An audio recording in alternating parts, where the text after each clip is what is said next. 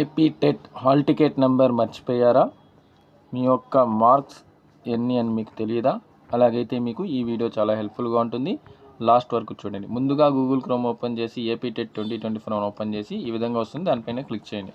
అలా క్లిక్ చేసిన వెంటనే మీకు ఏపీ టెట్ 2024 యొక్క హోమ్ పేజ్ అనేది ఓపెన్ అవుతుంది. ఇక్కడ నుంచి మనము మన యొక్క previous AP TET hall ticket numbers మరియు అదేవిధంగా ఏ సబ్జెక్ట్ రాసాము, ఏ పేపరు, ఎన్ని మార్క్స్ వచ్చాయని కంప్లీట్గా మనం తెలుసుకోబోతాం. ఇక్కడే మీరు చూసుకున్నట్టయితే మొత్తంగా ఇక్కడ ఉంటుంది.